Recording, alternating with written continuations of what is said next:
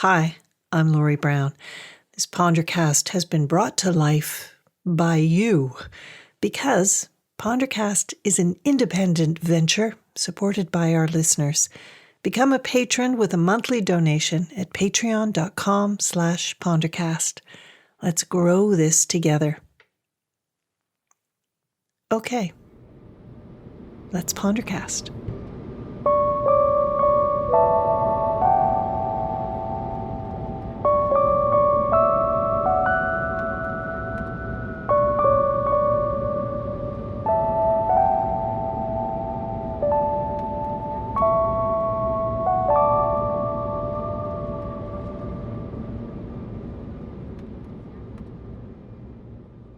Remember being able to get on a plane and see family, or save up your money and plan an adventure to a part of the world that you've never been. Well, COVID has grounded us all, and for those of us who count travel as one of the favorite things that we do, we are missing it. To be specific, I think we're missing the adventure in our lives. So in this episode, we are going to recreate the exciting feeling of boarding an overnight flight at the beginning of a new adventure out in the world. You are heading up in the air, 35,000 feet above the earth, in seat 14A. You are untethered from the ground, your routine, your responsibilities, wheels up, headphones on. You are ready for your adventure.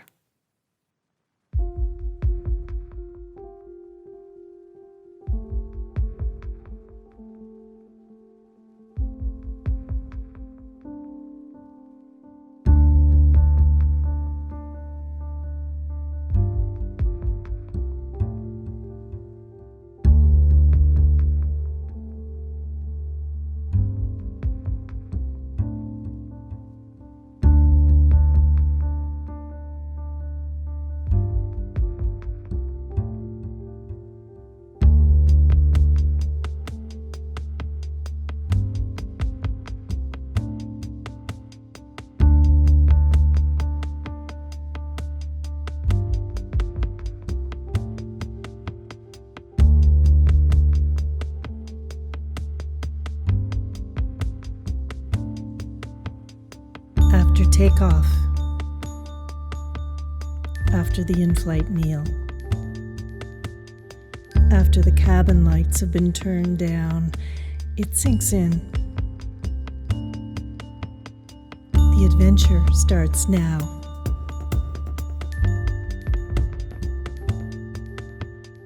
Life as you know it is behind you and below you and is disappearing into the darkness.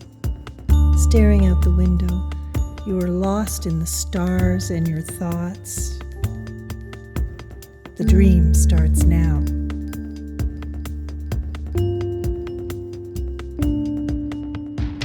When you land, you will be truly lost. New airport, new country, new language. Your heart bumps, wondering how you will figure it all out. For this moment, you need do nothing but welcome this new beginning up here amongst the stars. More awake than you felt in months. This is the new now you've been dreaming of. This is the new you. Go.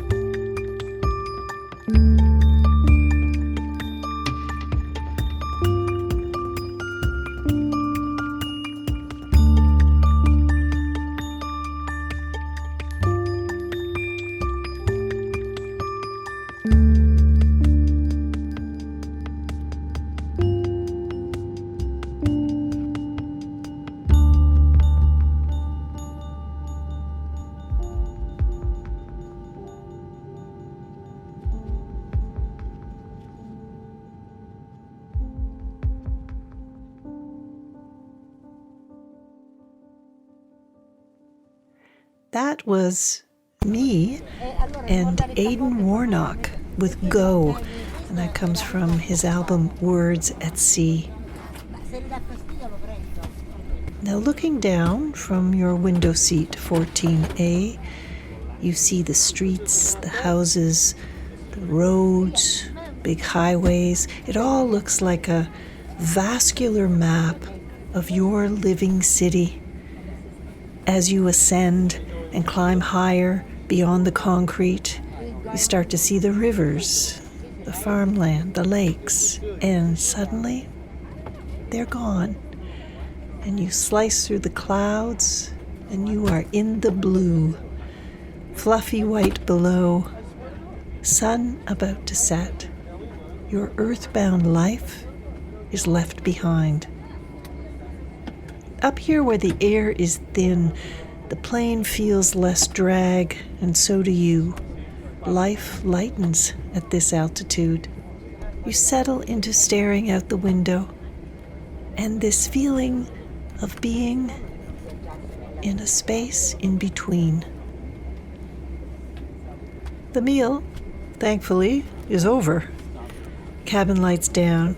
You lean close to your window and peer up. Stars and stars and stars. You may never be any closer to them than you are right now. You could be 6 years old staring out this window. This is you on an adventure. Moments of clarity happen on planes. Why is that? Is it that liminal feeling of being between one place and another? Is it just the thinking time? It's up here that we rewrite our own stories. An old family incident surfaces. An unanswered question suddenly has a new explanation to explore. As if your cruising altitude gives you perspective that having your feet on the ground can't. The relationship that fell apart years ago gets thought through again. Only up here, in the now darkened cabin, you sift through the old plot points with a new lightness, a newfound compassion for both of you. Forgiveness comes easier at 35,000 feet. Oh, that you might have as light a touch all the time. There is a letter to write. You will write it now, while your head and heart are in the right place.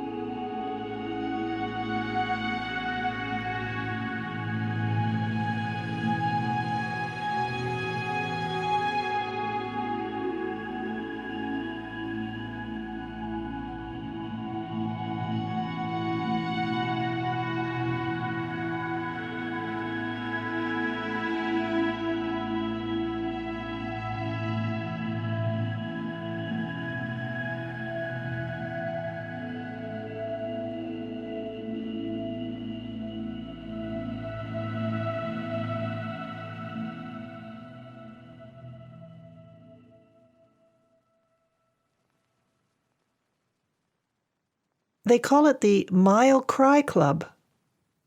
It happens a lot at high altitudes on a plane, particularly when you fly alone.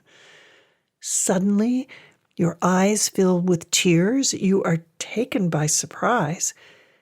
It could be a sad thought, but just as easily the tears can come at the thought of something beautiful. It could also be the mini bottle of substandard red wine. And that's part of it, drinking while strapped into a chair. But wait, there's more.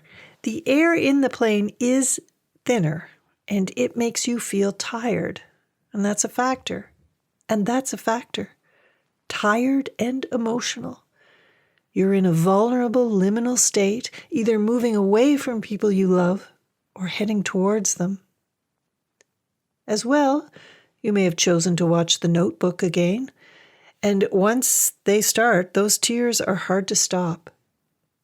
It's the intimacy of this long night flight that can undo you. Headphones on, screen inches from your face, lost in your own world. It's a very special kind of solitude, crammed in a plane, surrounded by people.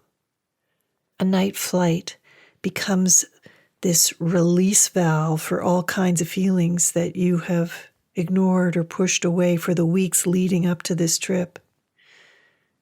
You turn your face to the window, not wanting 14B to see you cry. And this is the most you've felt in a long time. They feel like tears of relief. The customs guy in the morning will understand why you look the way you do. He's seen it a million times. The Mile Cry Club. But maybe you can sleep now. Maybe now. That strange half-conscious state that keeps you straddled between two worlds. Thoughts turn wild as they try to pull you into a dream world. Maybe now sleep. The vibrations of the plane, the white noise of the jet engines a few feet away. You inch your chair back and bunch pillow and coat behind your head. Maybe now sleep. They are sleeping in Greenland, in their little Greenland beds, in their little Greenland wooden houses. And they are below you right about now. They are oblivious to you and your thoughts, so high above their sleeping heads as you push eastward, jetting towards the morning. Hurry, maybe now sleep.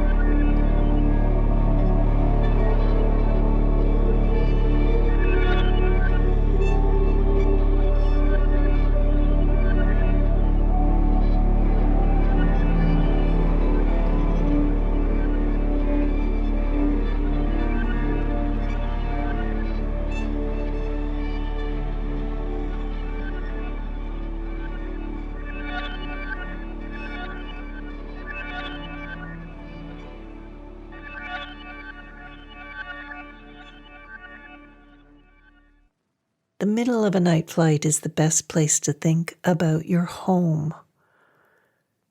And why there? Why that place? Out of all the towns in all the world, would you choose it for yourself? Or is home just the default position, where you were born, where your family is? Travel can have you scrutinizing where you live. What would it be like if I lived in Spain, in Vietnam, in England, in Africa? Would you have what it takes to move your life to another place? That's the big question.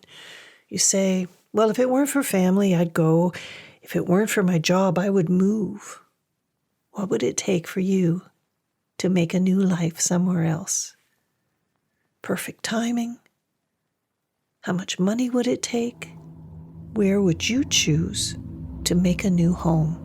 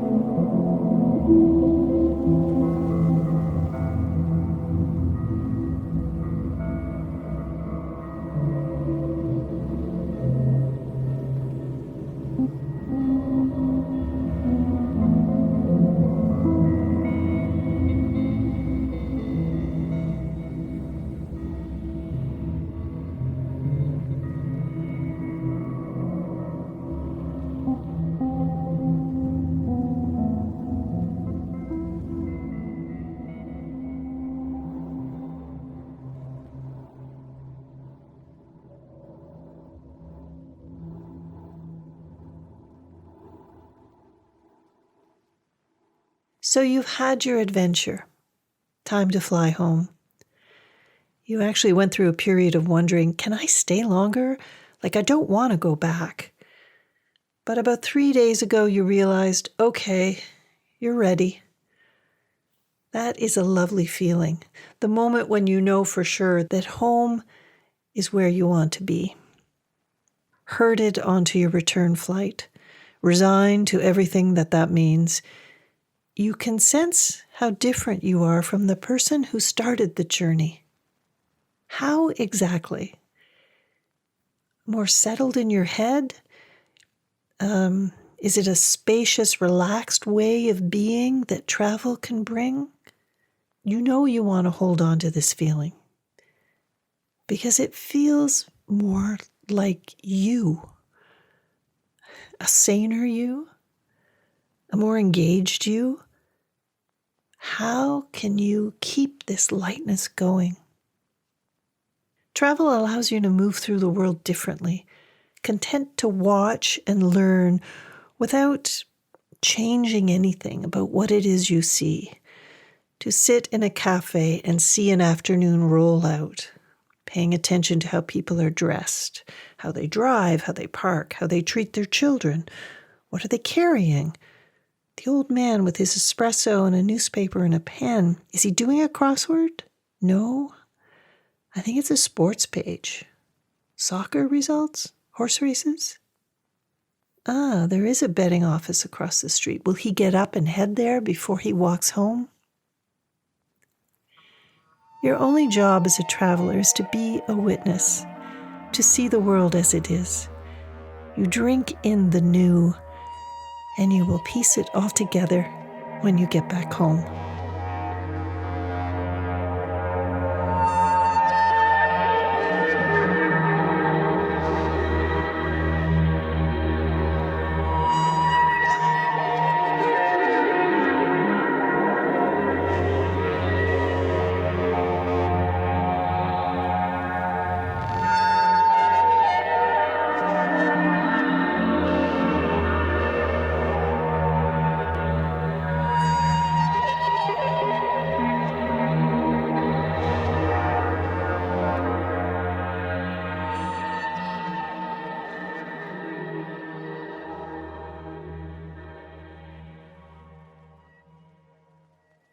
Travel is a subversive act because it opens you up to a big philosophical truth, and that's that things don't have to be the way they are.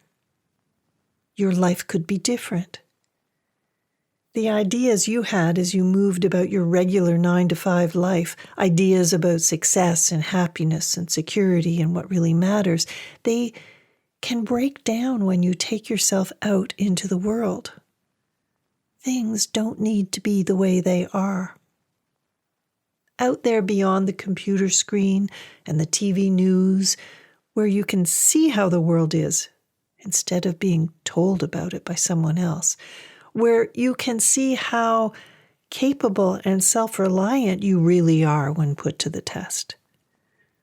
When you find out things about yourself that aren't so flattering, how quickly you lose your patience, how being lost terrifies you.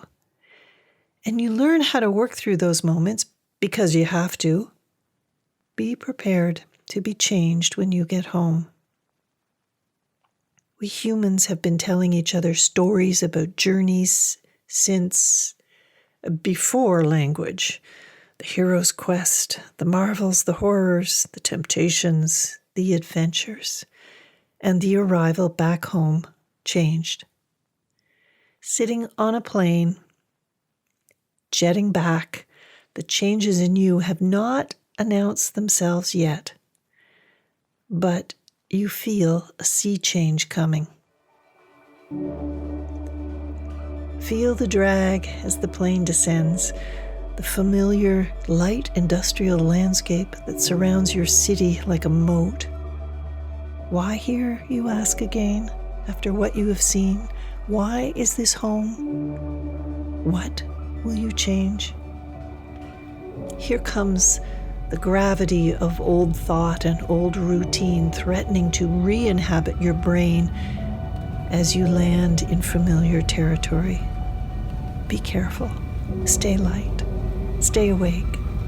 Just because the trip is over doesn't mean the journey has ended. The adventure continues. Oh, that during the grounding of the pandemic, we could still walk through our days at home as the same adventurous person we are when we travel.